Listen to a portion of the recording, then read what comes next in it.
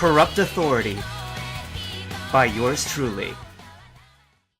Lee checked his watch. It had been an hour and 5 minutes since he let Kenta go off by himself, and he already felt foolish for doing it. Cop or no cop, he wouldn't stand a chance if the local electric Pokemon did decide to attack him.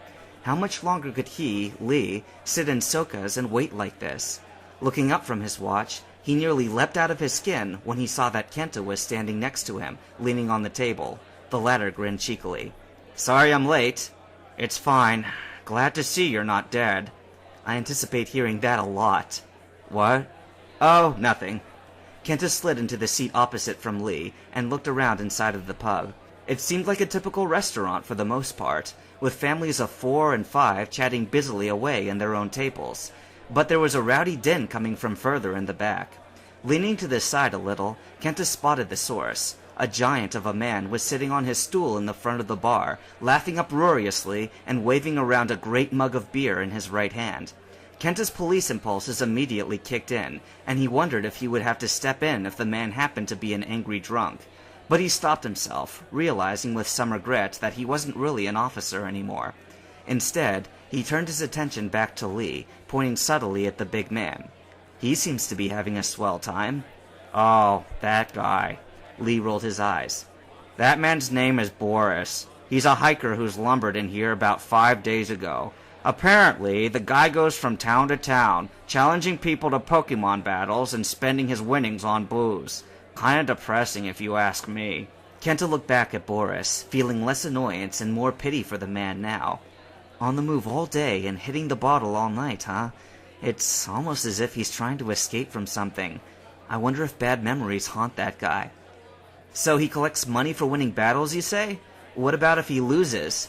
Lee made an ugly face. "Boris happens to be a TM move tutor. He doesn't pay money for losing. He agrees to teach the victor a special move. We happen to need that move, and badly, because of its usefulness against the Magnemite and Magneton. But the trainers of Henavilla aren't seasoned enough, and he's beaten all of his challengers so far." Kenta raised an eyebrow, interested. "Is that so? What move is it?" "Hey, Boris!" The enormous hiker swiveled slowly around his chair, holding his mug carefully so nothing would spill, and stared somewhat blearily down at Kenta. He leaned himself lower so that he was almost face level with Kenta.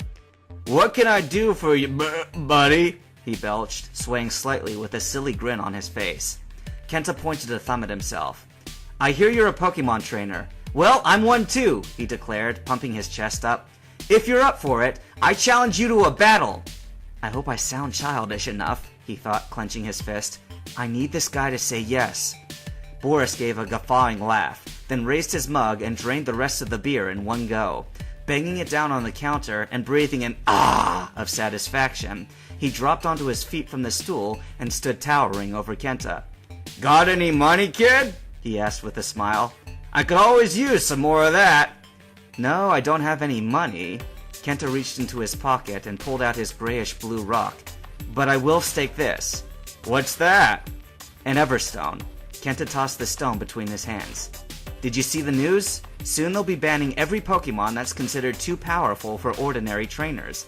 You may want to hold on to this, just in case one of your Pokemon is about to evolve into something overly strong." At this, Boris laughed even harder and louder, causing a few heads at some tables to turn. The hiker paid them no heed. "All of my Pokemon are already overly strong, evolved or not," he bellowed gleefully. "But if you really want to battle, I suppose I could just sell your stone later. Consider this one on me." "It doesn't sell for much, but now's not the time to be saying that." "Okay then." Kenta leaned closer to Boris's bearded face so that only he would hear. "Meet me on the eastern outskirts of the town. I'll take you there." In less than 10 minutes, the two trainers were out of Soka's and standing apart, facing one another with the mountain atmosphere looming around them. Boris widened one of his Pokeballs and gave it a hefty throw, wearing the same silly smile from when Kenta had met him. "Alrighty, go get him, Machoke!" A gray humanoid Pokemon with the face of a stubby-snouted alligator appeared in a burst of light, arms outstretched as though ready to tussle. Kenta put his fingers to his mouth and blew, sending a shrill whistle echoing through the mountains. From behind a colossal rock formation to his right, a bolt of red and blue shot up into the sky. A moment later, it thudded to the ground in front of Kenta, causing a slight tremor in the earth which shook his balance. From the opposite side of the battlefield, Boris gave a low whistle and scratched his beard excitedly. "Well now, that's a pretty big animal, isn't it?" he called to Kenta. "I don't think I've ever seen one of those before. How's its battling ability?" "You'll see," muttered Kenta, his mind flashing to Lee. "This isn't just for you, but for everyone in your village. You gave, and now you'll get back." "Bolt! Use Dragon Breath!" "Crush! Dash straight through it!" roared Boris in response. Bolt opened his mouth wide and blasted out a firestorm of green flames. The Machoke rushed straight into the pillar of fire, holding up its arms in a cross to protect its face. "Now!" came Boris's shout. "Cross chop!" "Hold strong!" barked Kenta, his entire body tense and alive, no longer feeling the pain of the burns. Machoke pulled its arms tight into a scissor chop and smashed both sides of Bolt's face with the incredible power of 2 karate chop attacks. An impulse commanded Kenta to cringe, but he resisted bitterly. He'd long since learned from Bakufun that to falter even for a moment from empathized pain was dangerous to the Pokemon's health. The trainer had to take mental blows and bear them quietly, no matter how horrifying. To the ignorant onlooker, it might appear that the trainer was cold and indifferent to his Pokemon's pain. Those within the relationship, however, knew the real truth, and it was about to pay off. "We've got you now!" cheered Boris heartily. He stopped short as Bolt's great jaws slammed together on the Machoke's arms, causing it to roar in pain.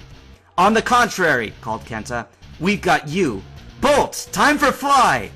The enormous Salamance's wings billowed out, and a moment later, the 2 Pokemon combatants were gone in a storm of scattering dust. Kenta watched Bolt rise at a vertical angle, then twist and corkscrew in a spinning arc, the Machoke still hanging helplessly from his mouth. As they dove back towards the ground at a furious speed, Bolt let go of Machoke's arms and curved his flight at level with the ground. Machoke slammed onto the dirt road with the force of a falling comet, still spinning, and slowed to a stop at an awkward body angle. The swirls in its eyes proved that it would not be getting back up. "Crush!" cried Boris, looking absolutely stunned at the result of Bolt's deadly work. "Are you okay? Speak to me!" "Macho." Bolt landed beside Kenta, giving him a look that seemed to ask, "How did I do?" Kenta beamed at his hard-working Salamence and patted Bolt's neck. "For someone who only recently gained his wings, you're one hell of a flyer already," he said approvingly. "But how's your jaw? That was quite a hit you took." Bolt's lips parted into an intimidating smile that showed all of his gleaming teeth, and Kenta nodded, understanding. "Ah, I get it. You've got a new special ability now, don't you? Just in time, too." Both of them looked over at Boris, who had just recalled his beaten Machoke into its Pokeball. He looked distinctly more serious now. "That's quite a tough one you got there," he boomed, holding up a second Pokeball. "Is that supposed to be one of them illegal Pokemon you were talking about?" "Bolt's not illegal yet," said Kenta, smiling humorlessly. "And when he is, they're not getting him like they took Baku. I swear to that." "Whatever you call him, he's still just practice," bellowed Boris, tossing his next Pokeball. "Show him what you got, Spike!" In a flash of white light, Boris's next Pokemon appeared, a Pupitar. Something occurred to Kenta, and he held up his hands in a T sign. "Whoa, hold on a second! Time out!" He pointed to his Salamence. "Bolt's the only Pokemon I use now. I thought this was a one-on-one battle." "You should have said something beforehand then," Boris replied, crossing his arms resolutely. "The winner is whoever's still got a Pokemon left to use. That'll be me." Bolt gave a deep-throated growl, and Kenta's eyes narrowed. "We'll see about that."